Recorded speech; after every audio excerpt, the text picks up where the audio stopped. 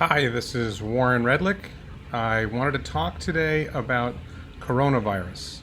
And I have a contrarian view or some contrarian comments to a lot of what's going on in the in the way people are talking about this. The first thing that I want to talk about, and I should mention I did this earlier today. There were some microphone issues, so some of the people who commented suggested that I redo the video again. This way we wouldn't have microphone issues and it would be easier for people to share it. They'd be more comfortable sharing it later.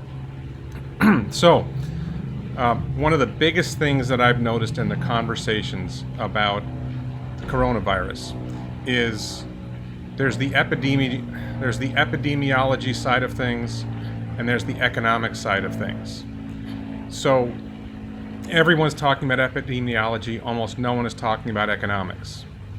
And yes, the epidemiology is serious. I don't claim to be an epidemiology expert. I read what the epidemiologists are saying and I'm not questioning what they're saying.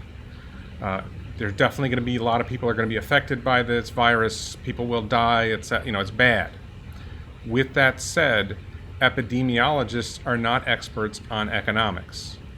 And the economic consequences of the proposed measures or the measures that we're actually doing to try to address this crisis, I believe may kill more people, a lot more people, than the virus itself. And I've seen others saying it, but I feel like most people who are talking about this are not saying it. There's this sort of panicked, we have to do something about the virus, and we need to do things about the virus, but shutting down the global economy, which is what we seem to be doing, we're shutting down large portions of the global economy, is going to have drastic impact, very powerful impact on a lot of people. The first thing is there are businesses that are going to fail. The airlines are going to fail. We were going to go to a Broadway show. Broadway shows are done. There may be a lot of failures in theater companies. The movie theaters are going to be affected. Cruise lines are going to be dramatically affected by this.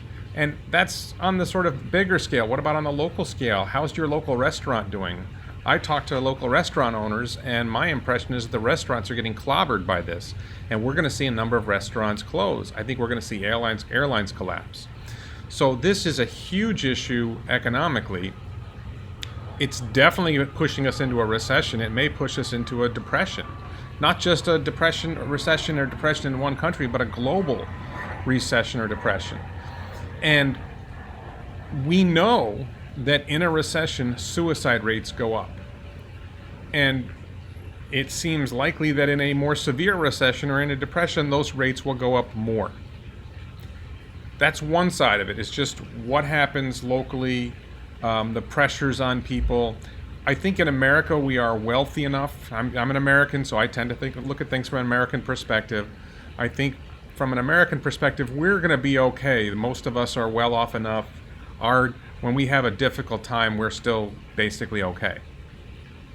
But there are places in the world where people are on the edge, where people are living right on the edge of survival, subsistence economies, somebody said in a comment on the previous video. What happens to the world's poorest when the economy tanks? You have, let's say, 100 million people who are living on the edge of survival. Maybe it's 50 million people, maybe it's 100 million people, maybe it's 200 million people, but there's a large chunk of people in this world. Maybe it's in Africa, maybe it's in India, maybe it's in parts of China. I don't claim to be that familiar with it. Latin America, there's places where there are people who are right on the edge. And when the world economy takes a hit, that hit may hit harder for the world's poorest. And those people who are barely surviving today may not be surviving tomorrow, and that could kill millions of people. Then there's the reaction to the reaction. So the economy collapses, airlines fail, and the government bails out the airlines. The government bails out the banks that have bad debts. The government bails out this. The government bails out that industry. They're probably not going to bail out the mom and pop pizza shops or restaurants, but there's going to be a lot of money spent by governments to try to fix the problem. And that money will not be spent wisely. It will be spent carelessly, or it will be spent deliberately to benefit the well-connected. The people with the most lobbyists are going to get the most money. The banks will get bailed out no matter what because they have great lobbyists. But will the money go where it should go? Probably not, at least not mostly. And then what are the consequences of government borrowing ridiculous amounts of money, of government printing money to try to address these problems? Well, we are already in a precarious financial situation in many of the largest countries in the world in terms of government having too much debt. I think Japan has 200% of GDP is debt. Spain and Greece and Italy are always on the edge with their government finances. And on top of that, you get the idea that we're going to just print money to solve the problem. It's funny. People complain about about people pretending to be epidemiology experts. This isn't about epidemiology.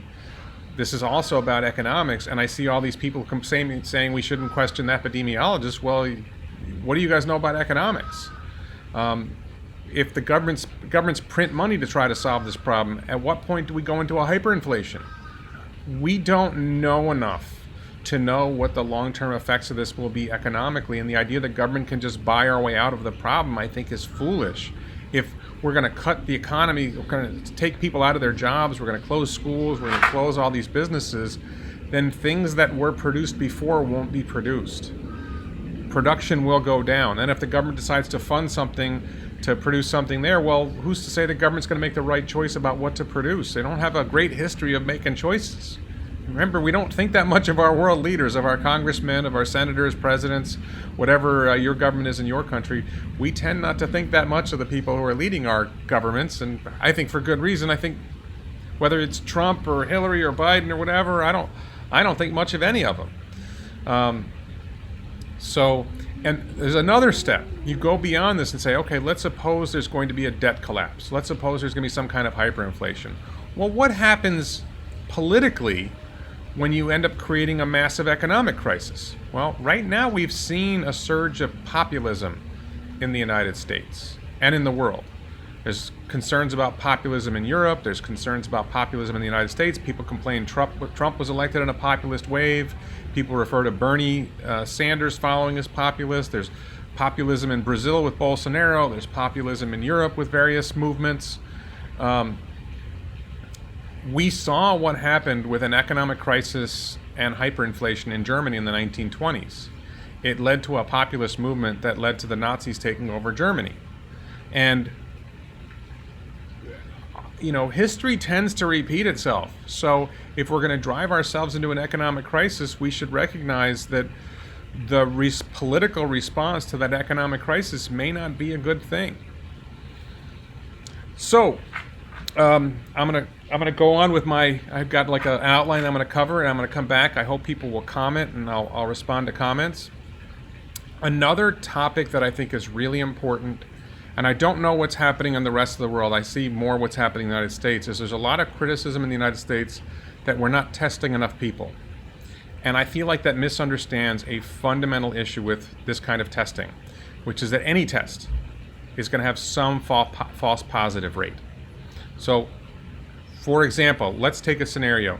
You have, and we have to know what percentage of the population likely has the virus. So let's say, these are assumptions, this is a hypothetical, I'm not saying it's reality.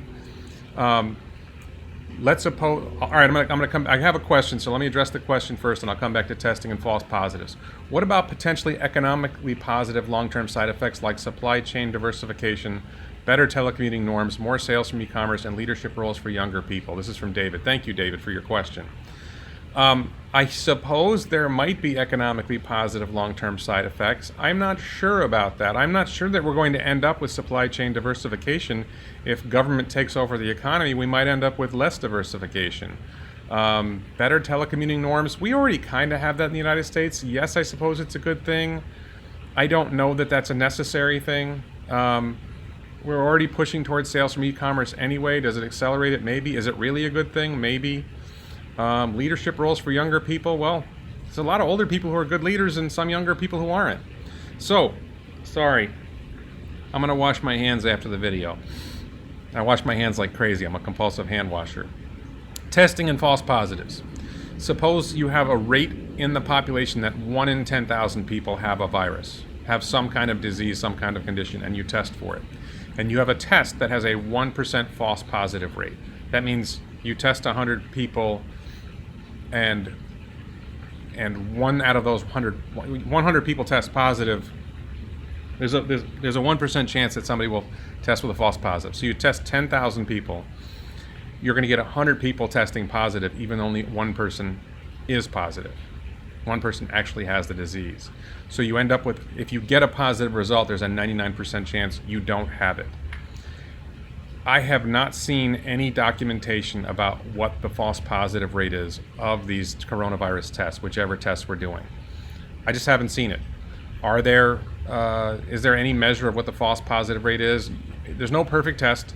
There can be a problem with the science, the test itself. There can be a problem with how it's applied by the person who's conducting the test.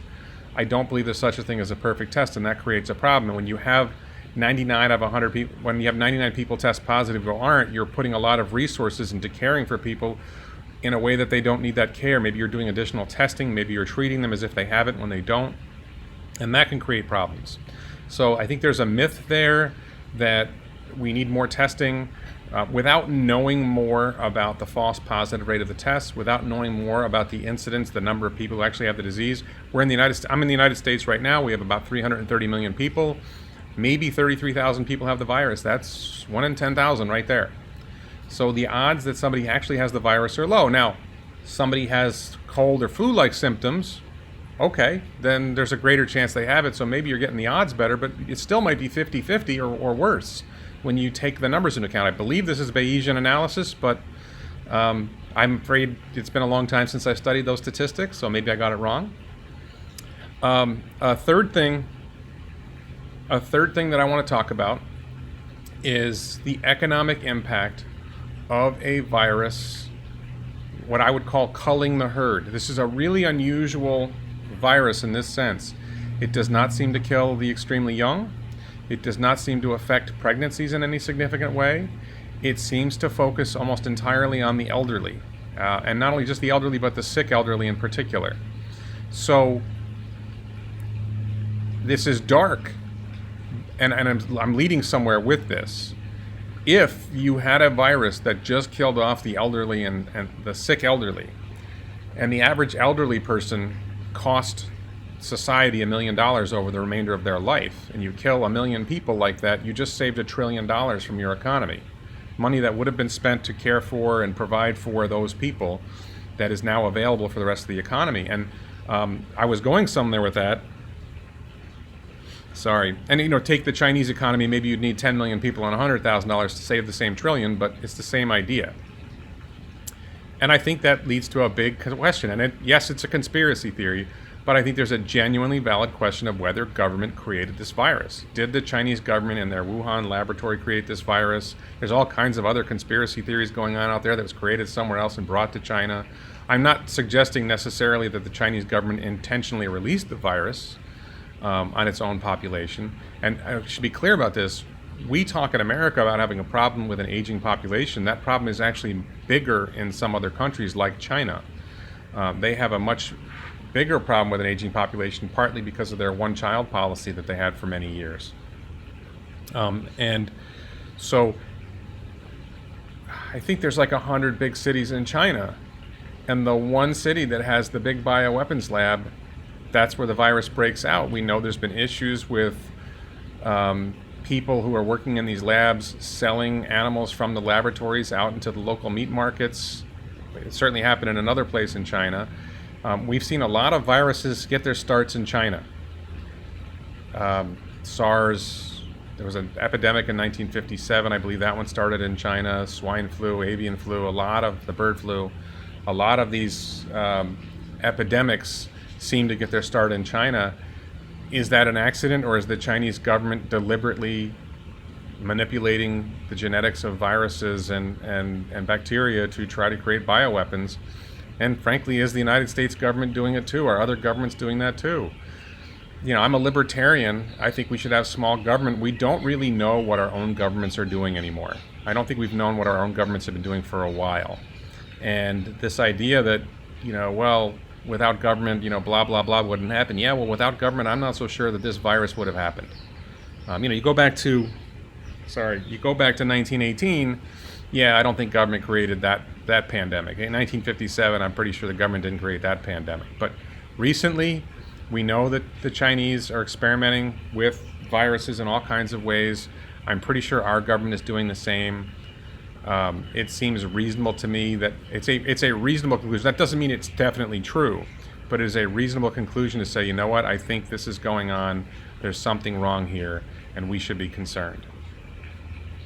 So, I'm not seeing a lot of questions. I want to thank David for your question. I see a few viewers. Definitely the morning version of this got more people watching than this one. So I'm glad I had a chance to do this again. And I just don't see the response that I saw last time. So I'm going to say maybe I've done this too much. If you have any questions or comments, please put them in the comments on this video. And thank you very much for watching.